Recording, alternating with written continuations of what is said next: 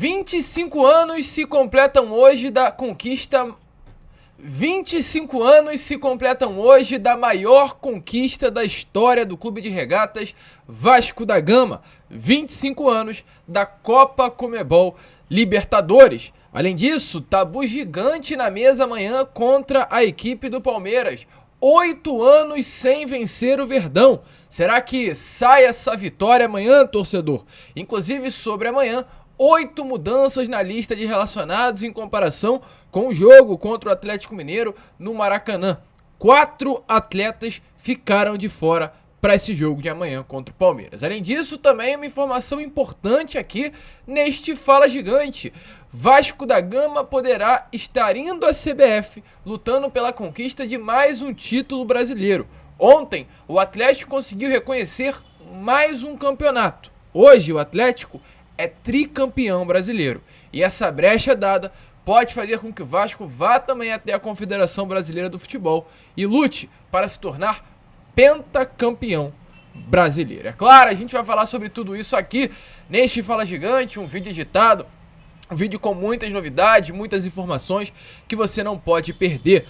Porém, antes de começar esse vídeo, como sempre fazemos aqui no nosso canal, eu faço questão e quero dar as boas-vindas a todos vocês que estão chegando aqui pela primeira vez. Para quem ainda não me conhece, eu sou o Lucas e você está no canal do Gigante Vasco, o canal do torcedor vascaíno. E é o seguinte, torcedor, a gente está aí na meta, no objetivo de chegar à marca dos 110 mil inscritos. E olha, falta pouquinho, falta pouco demais. A gente conta muito mesmo com a sua ajuda. Então é o seguinte, você que está aqui e ainda não é um inscrito do nosso canal, venha aqui embaixo, onde tem essa palavrinha inscrever-se, aperte nela e venha fazer parte da nossa família. A gente conta muito mesmo com a sua ajuda, com o seu apoio, contamos com a sua presença, é rápido, é fácil, é só você apertar nessa palavrinha e fazer parte da nossa família.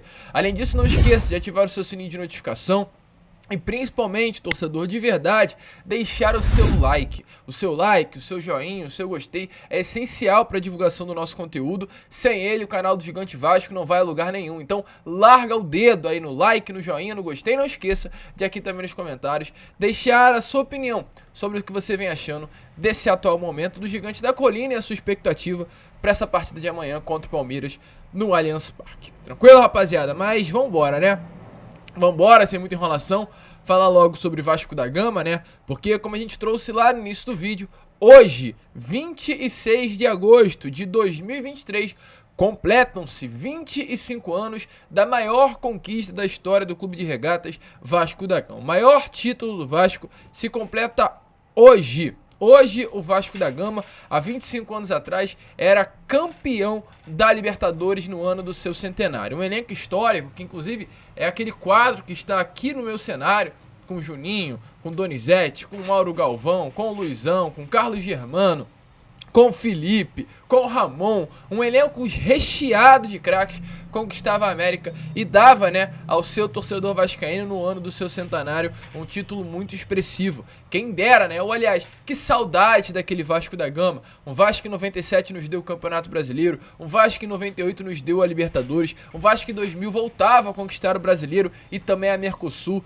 um Vasco gigantesco, um Vasco que era o melhor time do Brasil naquele momento. Se Papai do Céu quiser, em breve voltaremos a ter grandes alegrias com o nosso Gigante da Colina, mas por enquanto fica a saudade de um Vasco grande, um Vasco que encantou e um Vasco que marcou a sua geração e marca a minha até hoje. Esse é o nosso Vasco da Gama. Hoje se completam 25 anos dessa conquista enorme do tamanho do nosso clube. E se hoje se completam 25 anos dessa conquista, recheada de homenagens, mas a gente vai deixar para falar sobre isso no Boa Noite Gigante, daqui a 2 anos completarão 25 anos também de uma outra conquista muito expressiva, né? E foi a Copa Mercosul, aquela Copa Mercosul onde o Vasco venceu o Palmeiras de virada e se tornou o grande campeão da América daquele ano, como se fosse, né, uma Copa Conmebol Sul-Americana, era a Copa Mercosul dos anos de 2000. Uma conquista também bastante expressiva, com o Vasco de Romário, um Vasco recheado também de vários craques e dava essa alegria ao torcedor. E domingo, amanhã, o Vasco enfrenta o mesmo Palmeiras que conseguiu passar por cima e conquistar a Mercosul naquele ano de 2000. Porém, torcedor, o cenário é muito diferente, né, com relação a o ano de 2000, com relação ao ano daquela conquista. Enquanto o Vasco naquele ano conseguia bater de frente com o Palmeiras e era considerado os dois maiores elencos do futebol brasileiro, nesse momento o Palmeiras segue num momento muito bom, segue sendo um dos melhores elencos do Brasil, segue encantando com seu bom futebol, enquanto isso o Vasco está no momento de remontada, né? Momento que ainda é o 18º colocado do Campeonato Brasileiro e tenta se reerguer dentro da competição. E tenta, inclusive, voltar a ter moral no cenário do futebol brasileiro, pois infelizmente o Vasco hoje é uma equipe sem moral no nosso futebol devido ao baixo rendimento nas últimas edições do Brasileiro. Isso se dá, inclusive, pela última vitória do Vasco contra a equipe do Palmeiras numa edição de Brasileirão. A última vez que o Vasco conseguiu vencer o Palmeiras no Campeonato Brasileiro foi no ano de 2015. Foi um 2-0 que o Vasco fez no Allianz Parque. Desde então foram 9 partidas, com 5 vitórias do Palmeiras e 4 empates do Vasco, e 4 empates no placar, né? Os últimos 5 confrontos aí, para vocês terem uma noção, tiveram 2 vitórias do Palmeiras e 3 empates, incluindo, é claro, o 2-2 que aconteceu no Maracanã no primeiro turno. Um 2-2 em que o Vasco abriu o placar, 2-0, gol de Gabriel Peck e Pedro Raul, e acabou levando o empate, se eu não me engano, com um gol do Arthur de cabeça e um gol do Zé Rafael. O Palmeiras hoje tem o melhor ataque do Campeonato Brasileiro, com 36 gols marcados, e o Vasco, com apenas 15 gols, tem o pior desempenho ofensivo do Brasileirão. Então é um jogo duro, é um jogo complicado, é um jogo que o Vasco terá que de fato superar as barreiras, superar as adversidades e conseguir vencer essa forte equipe do Palmeiras de Abel Braga. O Palmeiras que vem cansado, o Palmeiras que realizou o seu primeiro e único treino hoje em São Paulo antes de enfrentar a equipe do Vasco da Gama, né? O Palmeiras teve um problema aí no seu voo, na chegada a São Paulo, na saída da Colômbia e a chegada ao Brasil. A expectativa é que o Palmeiras viesse a sair da Colômbia na quinta-feira de madrugada, porém isso acabou não acontecendo e a sua chegada ao Brasil se deu apenas ontem, na parte da noite, às 7 horas. O Palmeiras ficou pouco tempo descansando. Chegou ao Brasil, o elenco do Palmeiras foi para casa, teve um encontro com a sua família e hoje, no sábado, já ia se apresentar novamente no CT para novamente, como se fala, se apresentar de fato, né? Ficar aí no hotel já preparando para a partida de amanhã. Então, tempo de descanso foi curtíssimo para o elenco do Palmeiras e isso é um lado positivo para o Vasco da Gama. Enquanto o Vasco teve 5 dias de preparação, o Palmeiras teve apenas 1 dia de preparação para enfrentar o Vasco da Gama e a expectativa é que o lado de lá vá com peças aí reservas ou vá com time misto para enfrentar o Vasco amanhã no Allianz Parque. Já o Vasco se preparou. Hoje o elenco saiu do Rio de Janeiro em direção a São Paulo. O elenco saiu do CT Moacir Barbosa agora há pouco, na parte da tarde, no início da tarde. O elenco saiu do CT, foi em direção ao aeroporto para pegar um voo em direção a São Paulo. Inclusive o Vasco divulgou aí a lista de relacionados com algumas novidades. Eu vou chegar aqui um pouco ao lado para vocês darem uma olhada como está a lista de relacionados para essa partida de Vasco da Gama e São Paulo. Se vocês conseguem identificar, temos 4 novidades nessa lista em relação à última partida contra o Atlético Mineiro. As novidades nessa lista dessa 21ª rodada do Campeonato Brasileiro se dão com as presenças de Jair, que não esteve presente na partida contra o Atlético Mineiro pelo nascimento da sua filha, Luco Orejano, que não esteve presente devido à suspensão, acabou levando o 3º cartão amarelo contra o Red Bull Bragantino, não pôde estar em campo contra a equipe do Atlético Mineiro, Puma Rodrigues, que por opção técnica não foi relacionado, o Ramon Dias relacionou na partida contra o Atlético Gabriel Dias, e o Zé Vitor também retorna à lista de relacionados por uma opção técnica. Quem sai dessa lista?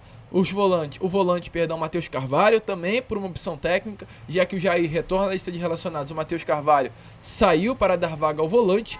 O atacante Figueiredo fica de fora também por uma opção técnica, algo surpreendente. Eu não lembro a última vez que o Figueiredo ficou de fora por uma opção técnica. Eu não lembro a última vez que o Figueiredo, inclusive, ficou de fora de uma lista de relacionados. É um atleta que pouco recebe cartão amarelo, é um atleta que pouco fica suspenso, é um atleta que pouco se lesiona. Então não lembro a última vez que o Vasco fez uma viagem sem o Figueiredo na delegação. Mas isso está acontecendo nesse momento. O Figueiredo não foi relacionado para essa partida de amanhã contra a equipe do Palmeiras. Então esses dois, Figueiredo e Matheus Carvalho, por uma opção técnica, e outros dois por questões que não foram influenciadas pelo Ramon Reu Dias. O Léo está suspenso, não pode ser relacionado, e o lateral direito Gabriel Dias, que acabou se lesionando na última rodada contra a equipe do Atlético Mineiro. A gente já informou a vocês, para a vaga do Léo, a expectativa é que entre Manuel Capasso, zagueiro que atuava nessa posição pela esquerda lá no Atlético Tucumã, deve ganhar a vaga na posição do ex-capitão Cruz Maltino, e o ataque deve ser mantido mesmo com o retorno de Luca Orejano,